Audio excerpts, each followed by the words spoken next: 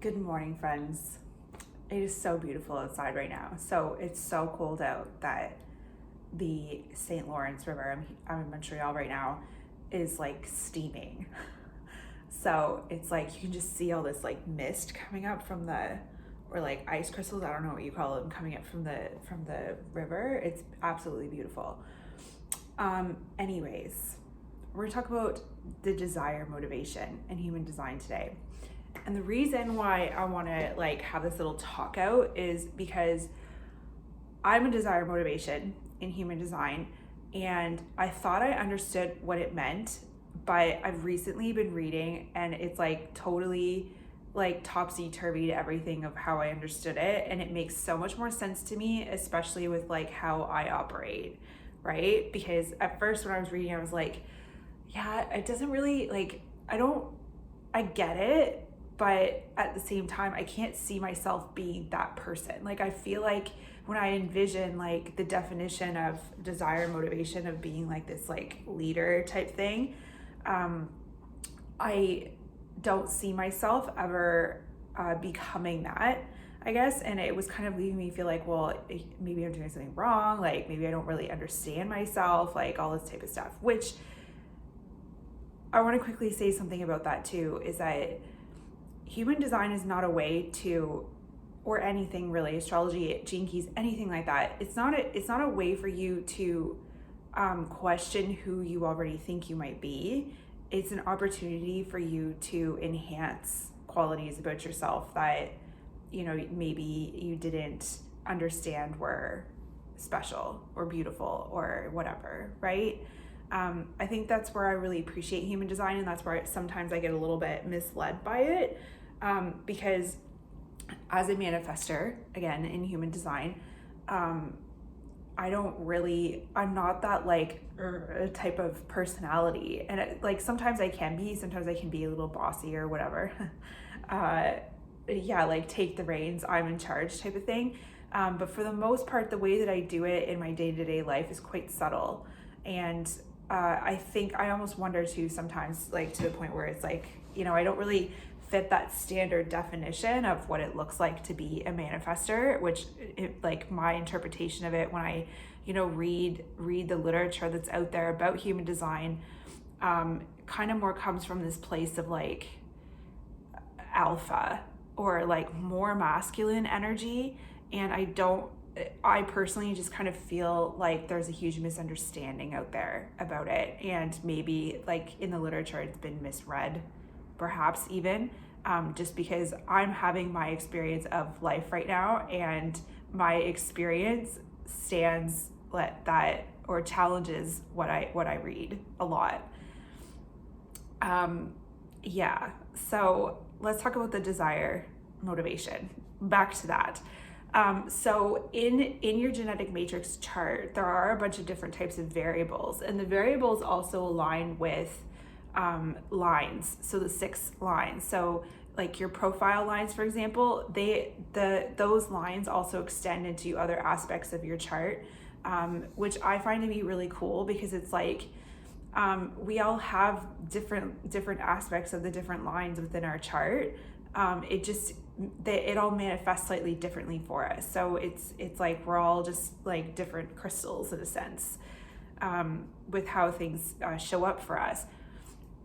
So the desire motivation is the line 3, or kind of like that, the whole 3 vibe would be desire. So 3s are more about, you know, exploration, discovery, a lot of like perhaps trial and error, testing things out, culture, but a lot of different cultures, just constant trial and error, testing things out, discovery, like knowledge, all that type of stuff. That's kind of like more of a line 3. And I think when we commonly think of line 3s, we think of like someone who just constantly has events happening in their life. They learn things the hard way type of thing. To me, in my mind, is like a line 3 type thing. And yeah, there's some correspondence there with like a line 1 too, where it's like that constant search for knowledge type thing. Yeah, versus a 3 is like the doing of the knowledge, or like the doing of the thing, and like learning from life's experiences, type vibe. So that's a line 3. I hope I explained that as best I could, because language, to me, what I've noticed as well with learning all this stuff is that the language that I choose to use completely influences the whole vibe of the meaning that I'm trying to portray. Like, words are so important, right? So I hope that I explain that well enough. That's the way that I currently conceptualize it, or that I can bring some understanding to it with my own words. So that's the line 3, desire, motivation. Desire is not about like, so let me just take a step back here for a hot minute. So I had a variable reading not that long ago from somebody, and don't get me wrong, it was great. I learned a lot, and I think the variable reading for me was my opportunity to like step into learning more about this stuff, which is funny too, because that's kind of part of the desire motivation. So it's whatever your desires are going to be what are going to provide you with the experiences or the understandings or all that type of stuff in order for you to keep moving along your life's path of like learning about like your purpose, things that you're here to learn, right? So like my desire motivation doesn't always lead me down a path that's like rainbows and butterflies, right? Oftentimes it leads me down a path of, wait a minute, like WTF? Why did I want to do that type of thing? Which makes sense, right? With that line 3, like learning the hard way, learning from experiences type of thing. So that's desire. It's not right or wrong to follow a desire, especially if that's your motivation, like mine, because the transference of that is innocence. And innocence to me was originally taught to me that it was like a passive, laissez-faire, I don't really want to get involved. But coming from the perspective that desire was, if you want to get involved, sink your teeth into it and be the leader of the situation, then that's desire, versus innocence is, I don't really feel like getting involved. I'm going to challenge that, because the more that I read, the more that I don't really agree with that necessarily. I think that's an overtly simplified version of the actual experience. So innocence, from my new understanding, would be life is happening for you, and it's like life is taking care of you. You are taken care of by life, and so and innocence again is the 6th line, by the way. So the 6th line would be, I always think of Yoda type thing. Like the 6th line is the role model. The 6th line is the person that is almost like the wise sage, in a sense where it's like they just trust that life is happening for them in the most beautiful way, without them having to necessarily like interject or intervene or make the thing happen, which would be more desire, right? Like doing, where maybe we could simplify it a bit more, and innocence is more being, trusting in the experience of being, and desire is more doing, having like the action more than the being thing is kind of my new interpretation of these things. So super interesting, right?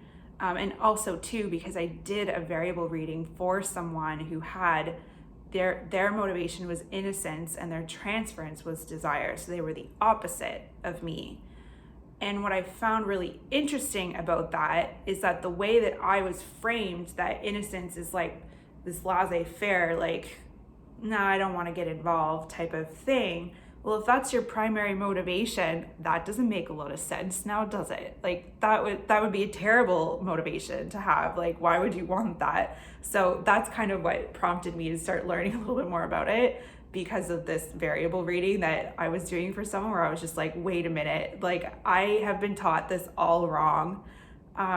So yeah, look into other people's charts, or like the opposite. So read the opposite. What does it look like from a positive perspective if you have your transference motivation? Like if that's actually your motivation and it's like reversed, read into that too.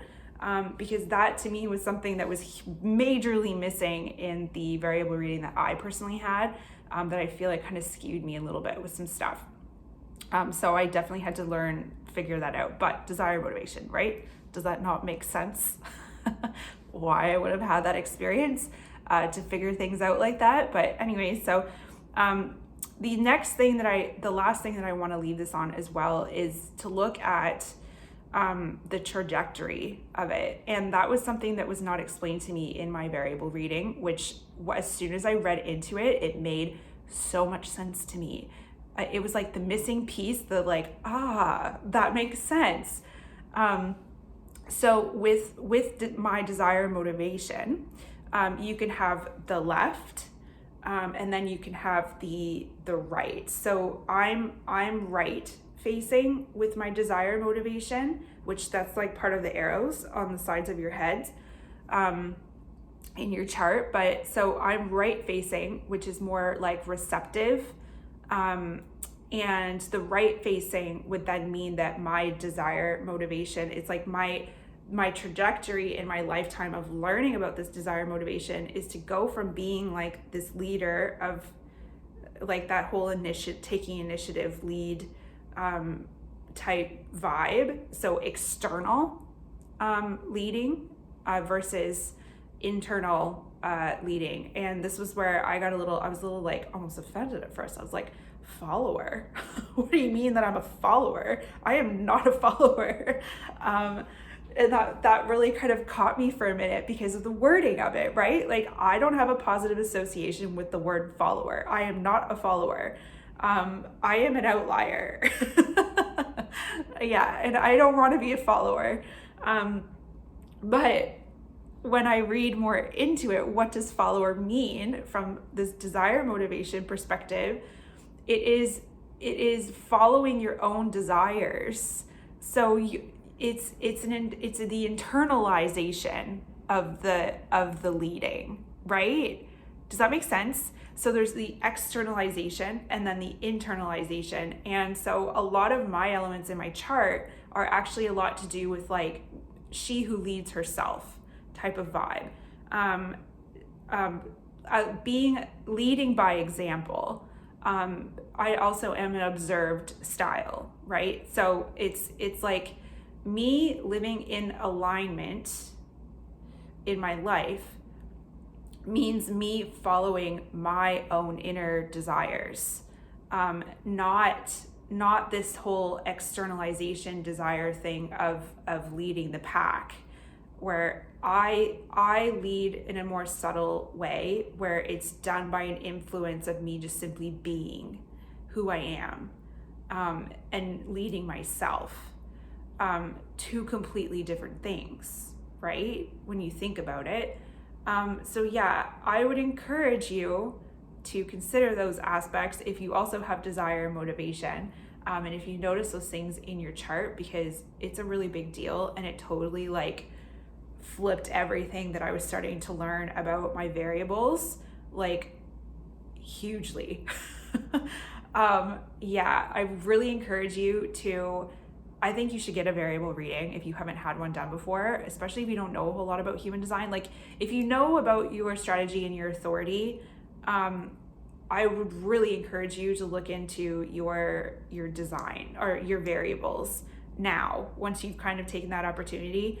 Because to me, the variables were something that started to tie in my understanding of all of this other stuff, like my strategy and authority. So the manifestor vibes and the splenic authority type thing. Once I started learning about my variables, it all like tied in together and just helped me make so much more sense of all this stuff when I was trying to exert and do things a certain way, according to like testing things out according to what I was learning about what it means to be a manifestor in human design, just didn't really like feel right to me. And I was like, oh, it's just because I'm not used to it. It's like, no, because that's not what works for me.